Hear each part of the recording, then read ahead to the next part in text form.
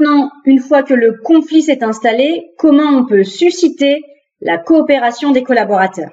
Donc, rétablir un climat de confiance propice à l'échange. Dans un premier temps, prévoir des moments pour échanger sur les tensions ou les conflits. Prévoir des moments réguliers où chacun pourra s'exprimer en toute sécurité. Ces réunions ont 3 avantages. Tout d'abord, prévenir les futurs conflits. Avant même l'apparition du conflit, les personnes peuvent s'exprimer et remettre les désaccords à plat.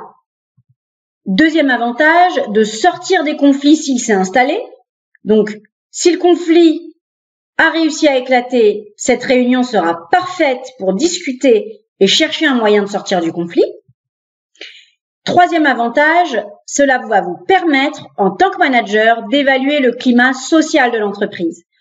En fonction des sujets qui vont être évoqués et de la manière dont ils vont être évoqués, ces moments permettront de connaître l'état d'esprit et le niveau de motivation des personnes. Petite idée que je peux vous suggérer, la boîte à suggestions, qui va être très simple à mettre en place. L'idée est que tous les employés puissent faire leurs remarques, leurs critiques et leurs suggestions dans une petite boîte à idées dont vous devrez tenir compte directement, vous, en tant que manager. Comment favoriser un maximum de coopération? Souvent, en tant que manager, vous allez demander de la coopération à vos collaborateurs, mais sans toujours comprendre que la coopération fonctionne sur une base de stratégie donnant-donnant. Et que l'absence de coopération vient aussi de l'absence de garantie que vous allez apporter à vos collaborateurs. Car soyons clairs, la plupart du temps, un collaborateur ne coopérera que si la coopération lui permet en retour de préserver ses intérêts à lui, ses intérêts vitaux, avoir une vision claire du rapport bénéfice-investissement, obtenir la garantie que ce rapport sera équitable dans le groupe de coopérants. Donc, en clair, il faut que vos collaborateurs se sentent gagnants lorsque vous allez leur proposer une coopération. D'autres facteurs de coopération peuvent aussi opérer dans les équipes, qui vont ainsi inciter les membres de votre équipe à coopérer ou au contraire à la refuser. Tout d'abord, la question des moyens peut se poser. La coopération sera d'autant plus forte que les coopérants auront des garanties sur les moyens qui leur seront alloués. La question du rôle et des responsabilités peut aussi se poser. Les individus ont besoin de savoir quel rôle on attend d'eux et quel niveau de responsabilité leur sera confié.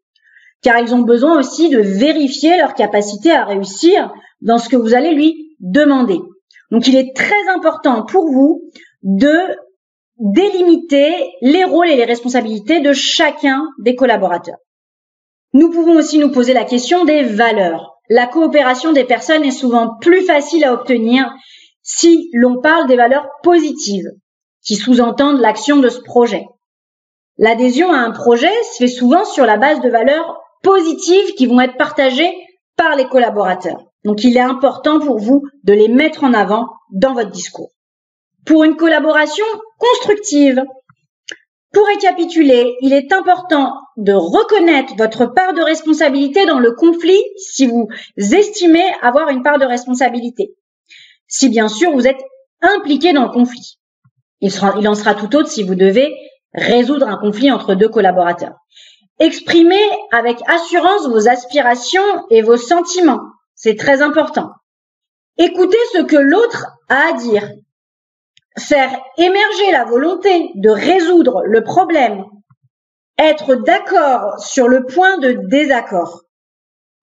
S'attaquer au problème avec détermination, mais traiter la personne avec douceur. Éviter tout ce qui est blâme et accusation. Considérer l'avenir et non pas le passé. Il faut créer un nouveau cadre avec les collaborateurs. Définir le conflit comme un problème commun afin de pouvoir travailler ensemble à sa résolution. Reconnaître qu'il y a plusieurs points d'intérêt communs et surtout accepter les divergences. Tout le monde ne peut pas être du même avis que vous.